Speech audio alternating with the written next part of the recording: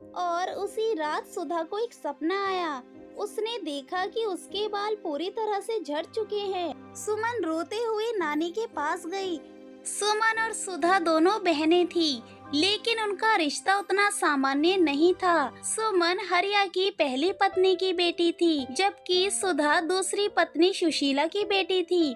सुशीला हमेशा सुमन को अपनी सगी बेटी की तरह मानने का दावा किया करती थी, लेकिन सच्चाई ये थी कि वो कभी भी सुमन से वैसा प्यार नहीं कर पाई थी जो सुधा से करती थी। सुमन के लंबे और घने बाल उसकी सबसे बड़ी खूबसूरती थी। उसके बाल इतने लंबे थे कि जब वे उन्हें खोलती थी तो वो उसकी कमर तक आ जाते थे। गांव में सभी उसके बालों की तारीफ करते थे, लेकिन ये बात सुधा को बहुत ही खटकती थी। वो सुमन से बहुत ही जलती थी। वो हमेशा सोचती, क्यों सभी सुमन की तारीफ करते हैं, मेरे बाल क्यों इतने अच्छे नहीं हैं। एक दिन सुधा अपनी माँ सुशीला के पास आई और बोली, माँ, सुमन के बाल इतने सुंदर और लंबे क्यों हैं और मेरे बाल हमेशा इतने रूखे क्यों रहते हैं। सुशीला ने उसे समझाते हुए कहा, बेटा, हर किसी की अपनी विशेषता होती है। तुम भी बहुत सुंदर हो, लेकिन अगर तुम्हें लगता है कि तुम्हारे बाल उतने अच्छे नहीं हैं, तो हम कुछ उपाय करेंगे। तुम परेशान क्यों होती हो। सुधा ने माँ की बात तो सुनी, लेकिन उसके मन में सुमन के प्रति जलन का भाव और बढ़ गया।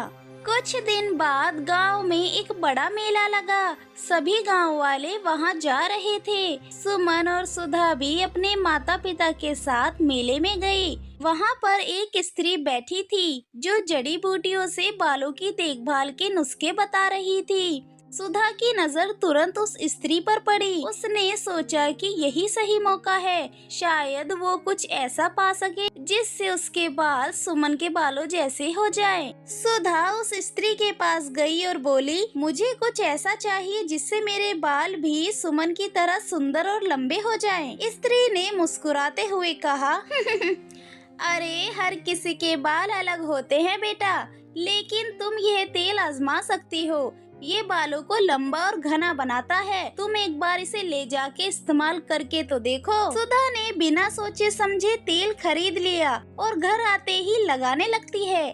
कुछ हफ्तों बाद सुधा के बाल भी थोड़े बढ़ने लगे, लेकिन वो फिर भी संतुष्ट नहीं थी। उसकी जलन सुमन के बालों को देखकर और भी बढ़ गई। एक दिन वो गुस्से में आकर सुमन के कमरे में गई और उसके बालों को काटने की कोशिश की। सुमन ने अचानक अपनी बहन को ऐसा करते देख वो चौंक गई और जोर से चिल्लाते हुए बोली, सुधा, तुम क्या कर रही हो? तुम अपने होश में तो हो? सुधा ने गुस्से में आकर कहा, सुमन, तुम्हारे बाल बहुत ही लंबे हैं और मुझे इन बालों से बहुत ही जलन होती है। सब तुम्हारी ही तारीफ करते हैं, मेरी तरफ तो कोई देखता ही नहीं। सुमन की आंखों में आंसू आ जाते हैं। उसने शांत होकर सुधा से कहा, सुधा, तुम्हारे बाल भी बहुत सुंदर हैं। हमें एक दूसरे से जलन नहीं करना चाहिए। सुधा के ऊपर सुमन का समझाने का कोई भी असर नहीं पड़ता और सुधा की जलन इतनी बढ़ चुकी थी कि उसने सुमन के बालों को काट ही दिया। सुमन रोते हुए नानी के पास गई।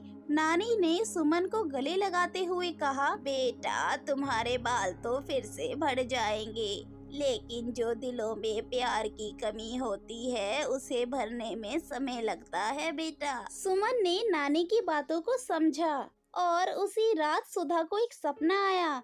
उसने देखा कि उसके बाल पूरी तरह से झड़ चुके हैं और उसके सर पर एक भी बाल नहीं बचता। वह जोर से चिल्लाई और जाग गई। जब उसने अपने सर पर हाथ फेरा तो उसे अपने बालों का झड़ना महसूस हुआ। वह डर के मारे रोने लगी और दौड़कर सुमन के पास गई। सुमन, मेरे बाल झड़ रहे हैं, सुधा ने रोते हुए कहा। सुमन ने सुधा को देखा और उसके आंसू पोंछते हुए कहा, सुधा, मैं तुम्हारी मदद करूंगी, लेकिन पहले तुम्हें ये समझना होगा कि किसी से जलन करने से कुछ भी नहीं मिलता। सुधा ने अपने किए पर पछताया और सुमन से माफी मांगी।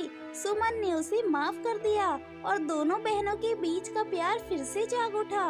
सुमन ने सुधा को तेल दिया और उसे सही तरीके से बालों की देखभाल सिखाई।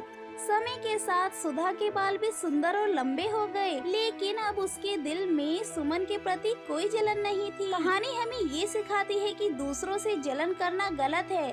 हमें खुद से प्यार करना चाहिए और दूसरों की खुशियों में भी खुश होना चाहिए।